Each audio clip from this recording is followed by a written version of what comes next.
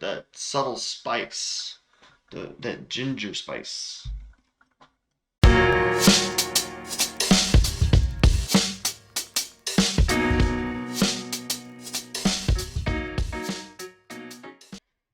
Welcome everyone to another coffee tasting. My name is Aaron Taylor and I'm your host.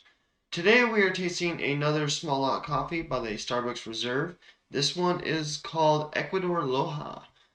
This one is located in the southern regions of Ecuador, and it is just right around the equator, which is really important to the story that we're going to explore today. For those of you guys who are joining me for the first time, welcome. Don't forget to hit that like and subscribe button down below. And for those of you guys returning, welcome back. I greatly appreciate it. And if you haven't had that chance to hit that like and subscribe button down below, hit that like and subscribe button. It helps me build this channel to make it better and to allow me to make more content for you guys. So if you guys enjoy these coffee tastings, please do hit that like button. It really helps it out. So for today's coffee, Ecuador Loja, we're getting notes of candied ginger and with a milk chocolate finish. And so this one's going to be really good. It's going to have those bright spicy notes. That's where that candied ginger comes in. And then with that milk chocolate finish, which is traditional to that Latin American flavor that we get. And then for those of you guys who are joining me for the first time, we like to brew our coffee 3 different ways on this channel to really explore the different flavors that we get from the different coffees and the different brew methods.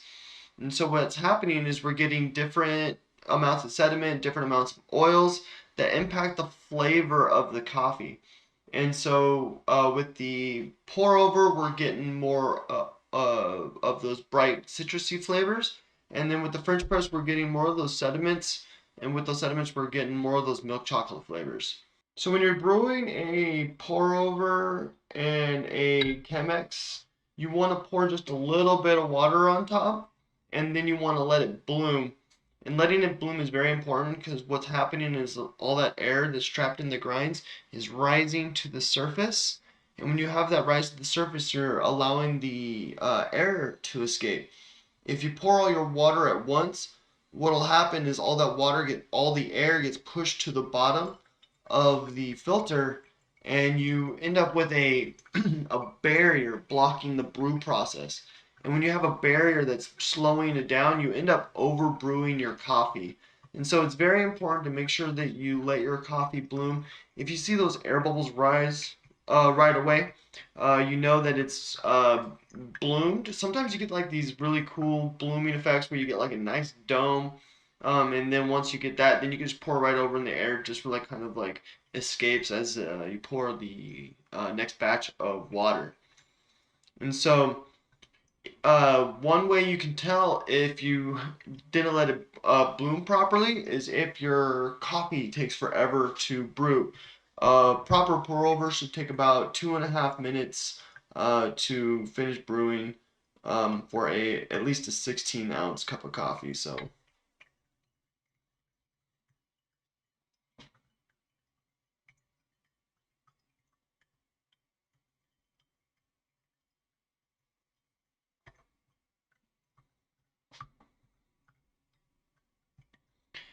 with the Chemex is going to have a triple paper filter, and that triple paper filter is going to catch a little bit more oils and a little bit more sediments. And because of that, it's going to impact the flavor, make it a much cleaner cup of coffee, and make it easier to drink. Makes it very, very smooth. So if you don't like a really strong flavor cup of coffee, the Chemex is really good. And then also, if you are sensitive to like the oils in the coffee, and it's been really affecting your stomach, maybe switching to a Chemex might be a good idea for a while, just because you're getting less sediments and less oils in your coffee, impacting your gut biome less. So with this coffee, I'm really excited for this one because we're getting those cocoa notes with the candied ginger. I'm not familiar with the candied ginger notes, so this is going to be somewhat of a newer flavor experience for me, especially with the three different brew methods.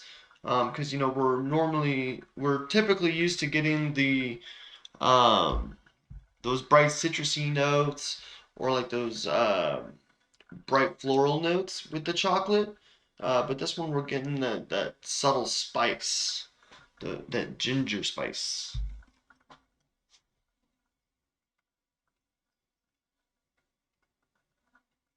All right, we're gonna give the last dose of water here on the Chemex, and then we're gonna start our tasting.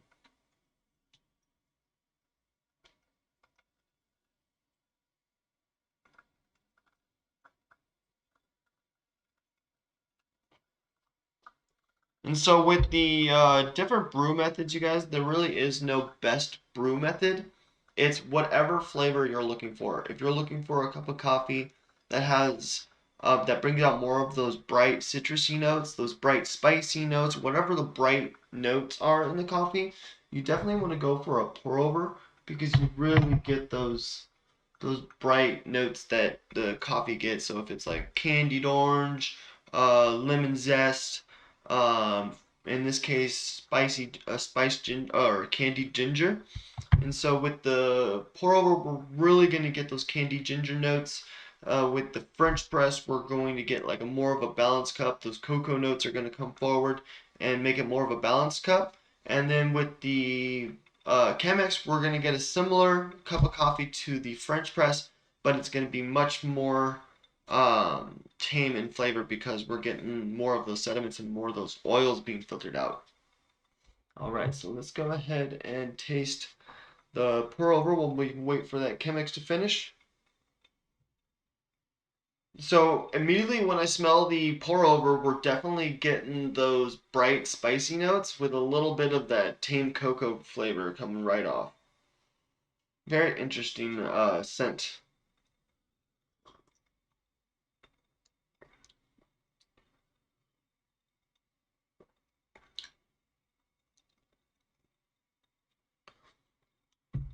So with this particular cup of coffee, it's interesting. We're definitely getting that candy ginger flavor. It's not as spicy as I was anticipating. Um, it's more tame. It's almost like a slight peppery flavor, especially after your mouth washes clear and some of those milk chocolate flavors start to come forward and you're getting those bitters. It almost has more of a pepper quality. Very, very interesting.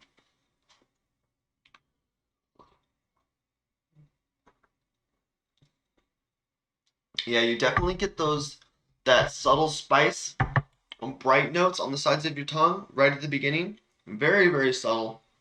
Then those milk chocolate notes start to come forward, and it starts to get like more of a pepper quality.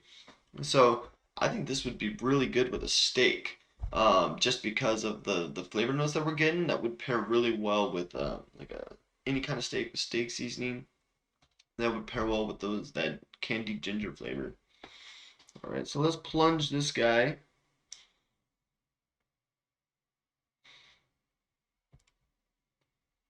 So with the different brew methods, the pour over, the French press, and the Chemex, they all get different amount of time of brewing and a different grind setting and a different amount of grinds as well. And that's going to impact the flavor of the coffee. And so with the Chemex, we have more of like a medium coarse grind that's going to be a little bit closer to the French press. And with the pour over, we have like a more of a medium, just straight up medium grind, closer to the finer side. And with the French press, it's a really coarse grind. And uh, this is a full immersion cup of coffee. So even though we have a coarser grind, which has less surface area, it comes into contact with the water much longer. So it allows for that less surface area to interact with the water more, allowing us to get those flavors.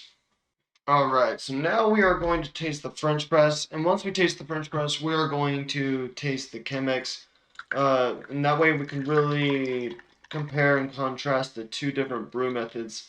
So with with both of these, we're gonna get more of a balanced cup of coffee. So, and then what I mean by balance with the pour over, we got more of those bright spiced ginger notes at the very beginning, and then that milk chocolate flavor came out towards the end. With this, we're gonna really get those milk chocolate flavors at the beginning with that spiced ginger notes, spiced ginger notes.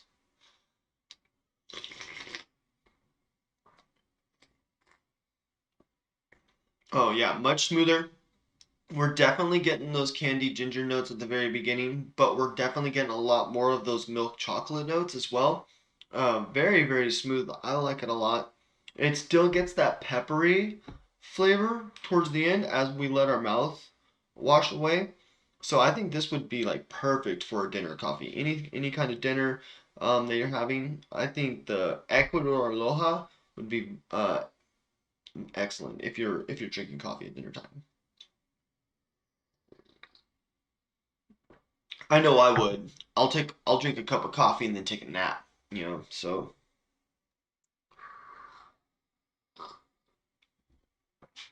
all right. That was really good. So with the French press, you guys were getting those spiced or candied ginger notes at the very beginning, alongside with those strong cocoa notes, allowing it to be more of a balanced cup of coffee, but we're getting those intense flavors.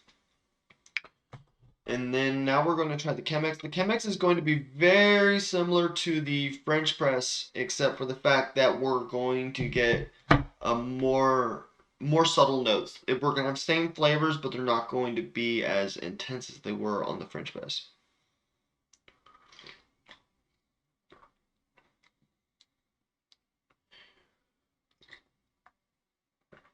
Oh yeah.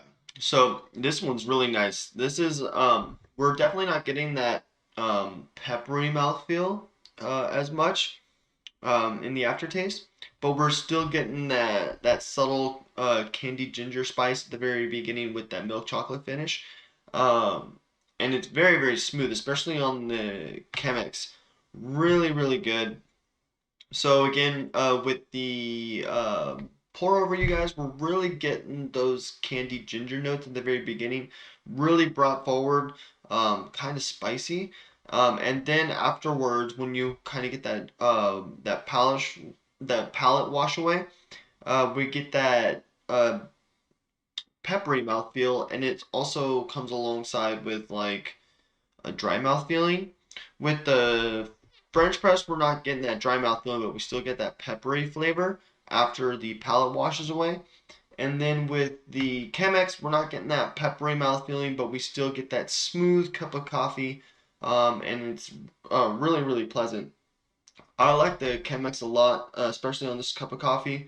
Though, if I were to choose a preferred brew method, I would probably go with the Chemex this time, just because the French press does have that intense peppery flavor towards the end when you start to let your palate clear. And I'm not a big fan of the peppery flavor, so I would stick to the Chemex on the Ecuador Loja. Yeah, that is really good. Ecuador Loja. All right. So now that we have tasted the Ecuador Loja, let's talk a little bit about Ecuador Loja itself. So Ecuador Loja is located in the southern regions of Ecuador, and it's located around the equator.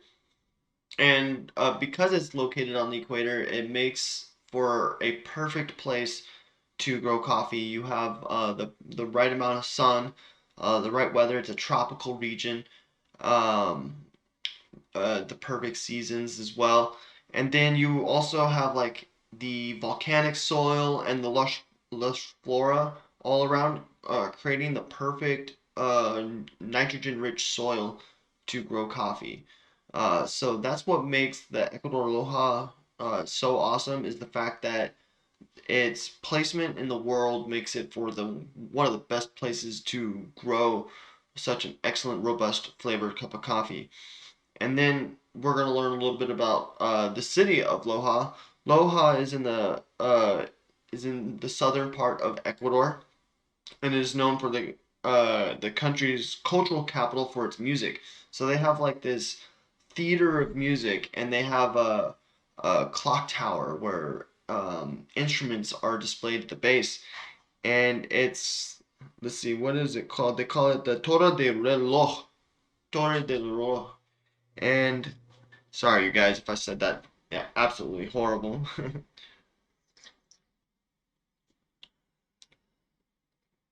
But yeah, so they have wooden balconies and places for people to view people who are performing as musician artists and stuff like that.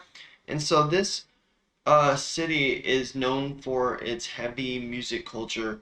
Um, and that's really important to share that, like, that when we drink our coffee, we learn a little bit about the people who grow our coffee and learn a little bit about their culture. And so where this coffee comes from, the part of this world is dedicated to music and the history of music, and practicing the traditions of their ancestors when it comes to the types of music that they play and the instruments that they use. So super cool to learn a little bit about the city of Loja and how they have like a special um, area where they people come together and they play music and dance and have festivals and uh, dedicated to music history and culture. So, and that's what this channel is all about, is learning all about the history and culture behind coffee. And so to find that uh, this coffee comes from a culture-rich community that's dedicated to keeping music alive, and and music just enriches the spirit, and that's important to always have around you, is something that enriches the human spirit, something that makes you happy, and to have this community that can come together and play instruments and have festivals is important, and to be able to continue to do this and transition back into it after the pandemic is going to be important, because we got to remember that we have to come together as a community, and that we all live together, and that we need to treat each other with love, respect, and kindness. And that is always important, you guys. No matter who we are, we're all human beings. So let's do our part and keep the community together, and bring each other together through coffee or through music or whatever the medium might be. There's always a way the community can connect. And so that's what this is all about, is learning how we can all come together through the tastings of coffee. If you guys enjoyed today's coffee tasting, go ahead and hit the link down below. That is going to be a list of coffee tastings that I've done in the past. The link above is just a video that YouTube thinks that you might like. Have a great day, you guys. I will see you Tuesday.